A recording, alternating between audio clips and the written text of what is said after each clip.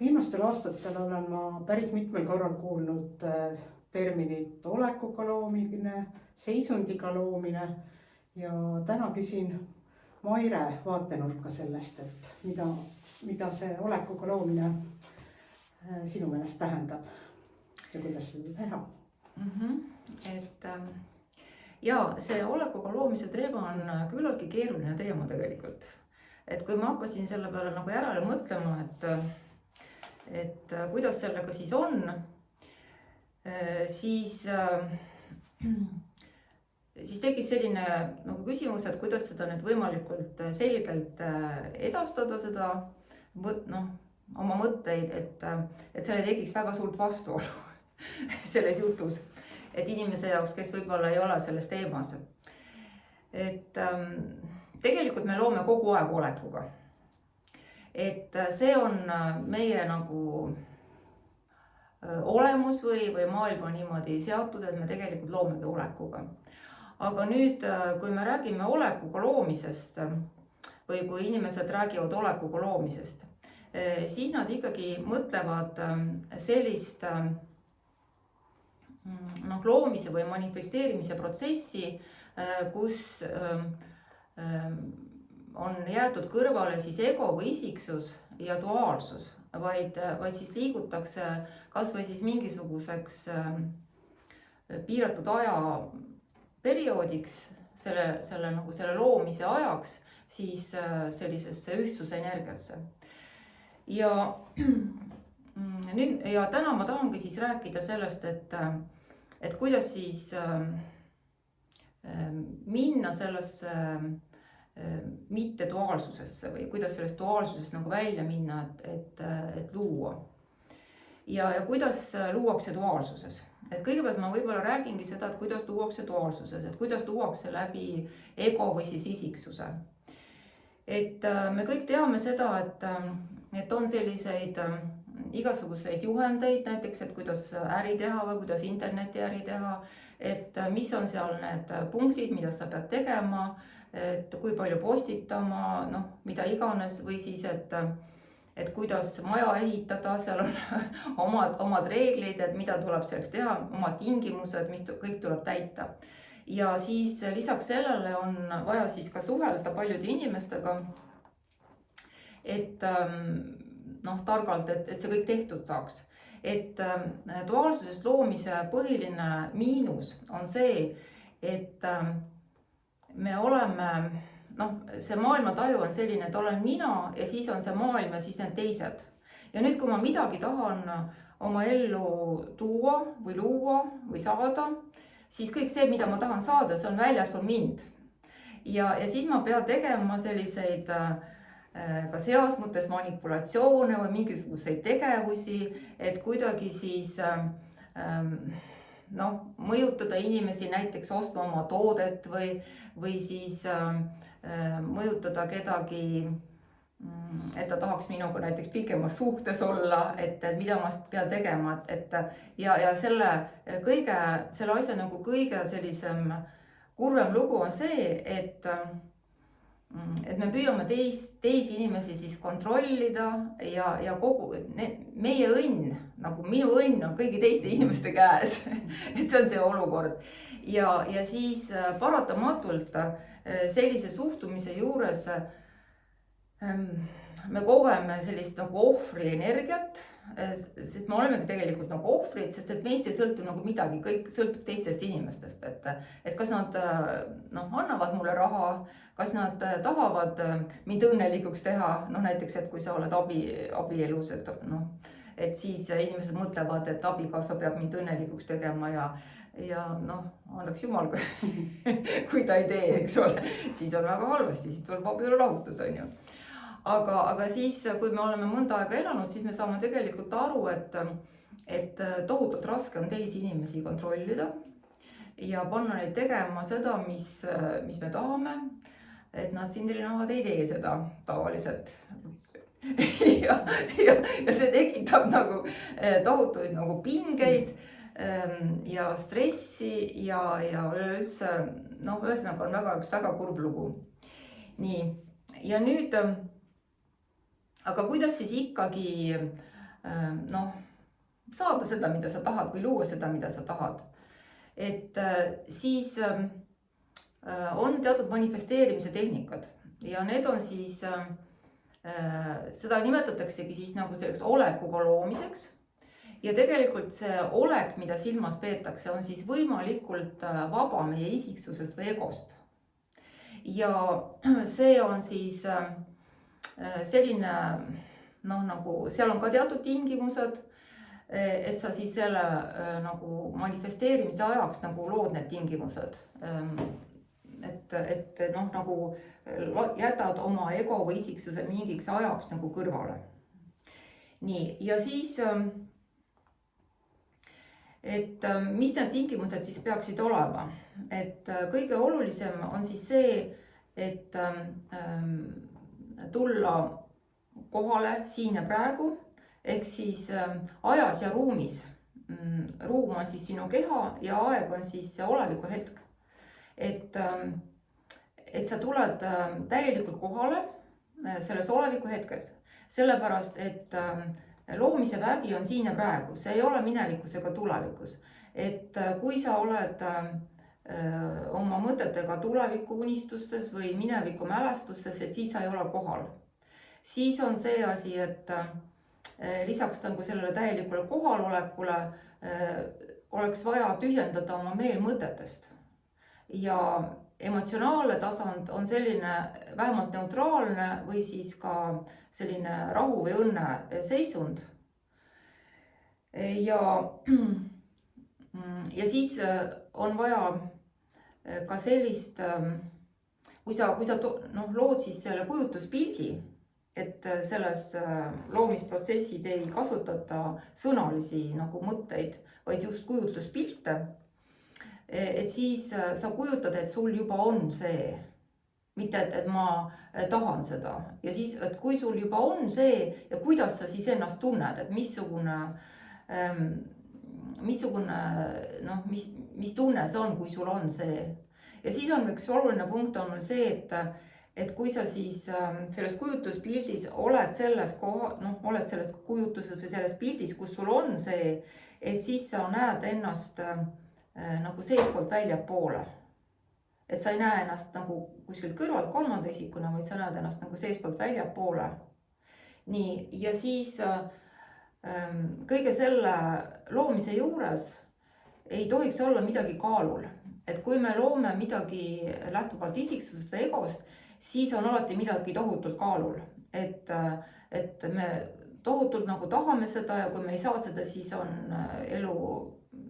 elus väga halvasti. Aga selles nagu olekuga loomises on siis see, et vahet pole, et kas see siis nagu selles 3D's või nii-öelda selles reaalsuses, mida me tajume praegu nagu ka ainsat reaalsust, et kas selles realiseerub või mitte. Et me loome seda nagu lihtsalt loomise rõõmust, mitte sellepärast, et seal oleks midagi tohutult kaalul. Et seal on nagu sellised tingimused, et selle olekuga loomise juures. Nii, ja nüüd ma ei tea, kuidas teile tundub, aga üldiselt ma lugesin nüüd selle üles, see tundub suhteliselt lihtne ja loogiline protsess, aga kui praktikas võtta, siis ma ütlen, et see nõuab teatud harjutamist. Et ainuüksi see, et sa oled kohal siin ja praegu oma kehas ja et sul ei ole seda mõttevoogu, sest inimesed, kes on mentaalsed, et kui nad proovivad nii-öelda rahuneda ja olla, oma mõtted välja lülitada, siis pigem juhtub nagu see, et see mõttevoog läheb veel intensiivsemaks. Neil on selline ralli käib peas miljon mõtet, eks ole. Et on üks, ma võin anda paar sellist viisi, kuidas seda teha, et kõige lihtsam on selline budistlik viis. Selle meditatsiooni nimi on hingamise teadvustamise meditatsioon, et mis on siis lihtsalt öeldes see, et sa tood oma tähelepanu oma hingamise juurde, oma keha juurde, et sa paned tähele, kuidas toimub sul sissehingamine, kuidas keha liigub ja väljahingamise all samamoodi. Või siis hiljem peenemalt siis tunnetades siis oma nina, et kuidas õhk sisse hingates nagu puudutab su ninasõõret. ja seda saab õppida Buda kojas. siis on selline asi, et ja lisaks sellele hingamise teadvustamisele on siis olemas veel ka näiteks selline viis, et Eckhart Tolle minu meelest tõi selle välja või oli ka keegi teine, et kui sa küsid, et mis on minu järgmine mõte ja siis ootad nagu kass hiire augu ees, et see aitab ka siis seda meelt nagu tühjendada. Vot, aga nüüd on selle loomise juures on siis mõned sellised karid või miks et kui sul ei õnnestu seda õiget teadvuse seisundit või seda õiget olekut saavutada, ja sa proovid lihtsalt kuidagi seda teha, siis on selline asi, et näiteks, et kui on midagi, mida sa väga tahad, siis seal on alati see teine poolus on see, et nagu see puudusteadvus ja hirm, et järsku ma ei saa. Siis on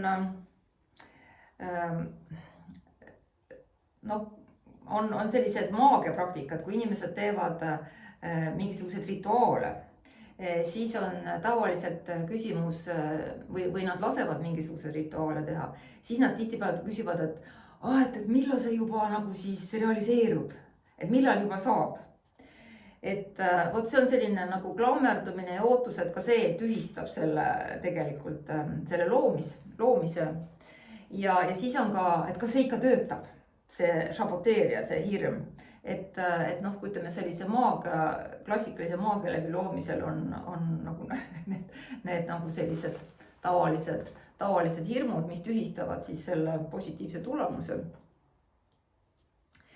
Ja siis on veel üks punkt, mis on siis selline hirm või süütunne või ka väärtusetuse tunne, mis on võib-olla selline baasemotsioon või enesehinnang, et mis inimesel on. Et kindlasti kui on selline asi, siis tuleks tegeleda nende emotsioonide vabastamisega, et seda muuta.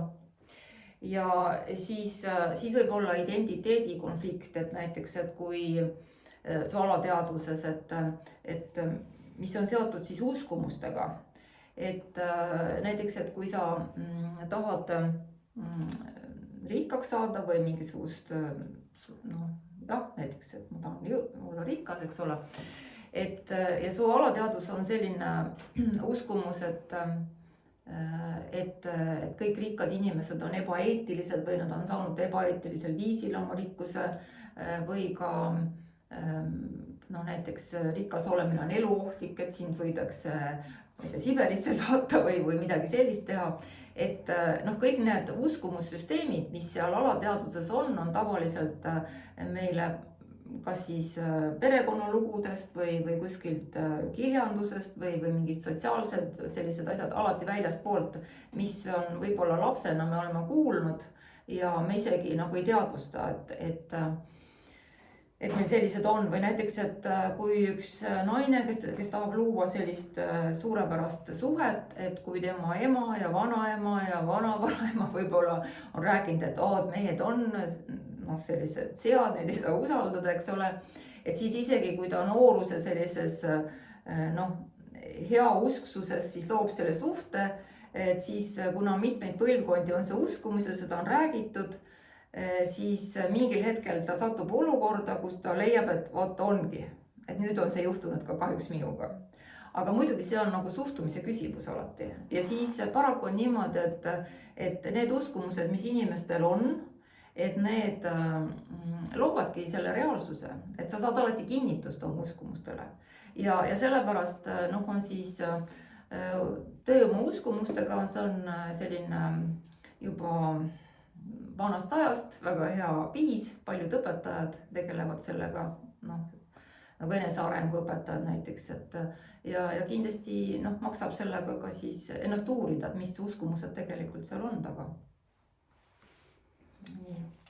Et vot, ja nüüd kui te saite nüüd ülevaate sellest, et kuidas siis on see olekuga loomine. Et kokkuvõttes võib öelda, et mida vähem siis on sul seda ego seal või seda isiksust, et kes oma uskumuste ja ma ei tea, igasuguste muude asjadega tekitab seda pinget, negatiivses mõttes seda pinget, mis takistab seda loomist siis. Et siis jah, tasapisi sellega tegeleda, aga üldiselt noh, oleks hea siis jõuda sellisesse olukorda, mis tähendab siis nagu ego lahustumist või ego surma või isiksuse lahustumist. Et see on siis see, kui sa ei ole mitte keegi ja samas oled sa kõik. Ja sa oled, et see tühjus, see puhas loomise potentsiaal lihtsalt saab väljenduda läbi sinu keha ja meele. Ja sa lood lihtsalt mitte sellepärast, et sul on hullult vaja, et muidu on väga halvasti, kui sa ei saa seda loodud, vaid sa lood lihtsalt selle nagu loomise rõõmust. Ja kui ma eelmises videos rääkisin nüüd seda, et kuidas nagu see on nagu see loomulik protsess ka, et kuidas ütleme, elu toob meile nagu selle arengu, et kuidas kõigepealt väljast laguneb kokku, siis seest hakkavad su maskid ja rollid nagu lagunema ja üleüldse sa ei saa midagi aru.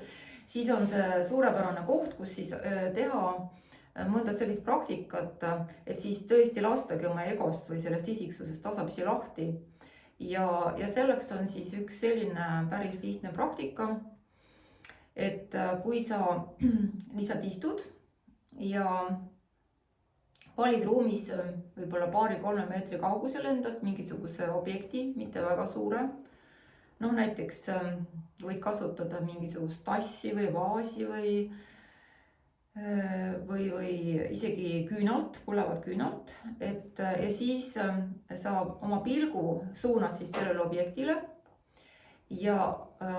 aga sa hoiad pilku jah sellel objektil, aga samas sa tunnetad enda ja selle objekti vahelist ruumi. Vot selline harjutus. Ja kui kaua peaks siis sellist harjutust ühel korral tegema järjest või? Ma arvan, et see oleneb sellest, et kui kaua sa suudad hoida seda fookust seal. Ja no võib-olla esialgu, kui sa minut või paar seda suudad hoida, siis on väga hea. Et kui sa harjutad, siis sa suudad ilmselt hoida seda fookust nagu rohkem. Ja siis võib tekkida päris huvitav selline tajumuutus. Ja võib-olla sa hakkad ennast rohkem nagu ruumina kogema. Mis on tõde nagu selle meie oleku kohta. Just.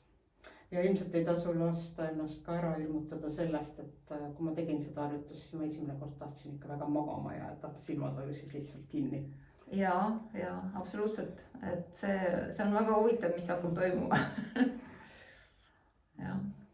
Et aga lihtsalt tehke seda, see on päris huvitav harjutus ja no ütleme, mina pakuks mingid 2-3 meetrit, aga ütleme, kui teil on, olete väga lühinägelik, et siis võite lähemale ka panna, ja ma arvan, et on hea, kui te siis seda harjutust tehes võtate prillid ära ja võib-olla ka oma läätsed, kui te kasutate läätsesid. Et silmad saaks nagu lõdvestuda ja mina olen kogenud peale seda, et mul nägemine läheb paremaks, et võib-olla ma olen liiga palju ka internetis, vaatan ekraane, aga siis värvid lähevad selgemaks, kuidagi nägemine paraneb ja siis mingisugused asjad, mida ma nagu ei teadnud, kuidas teha, et siis ma tean, kuidas neid asju teha. Mingi selgus tuleb. Jah, mäletan, et mingi lugu oli unenägudega. Ja siis võib tulla ka huvitavaid unenägusid. Et mis võivad sinu enda kohta sellist huvitavat infot anda. No igal juhul väga põnev. Jah, et praktiseerige siis.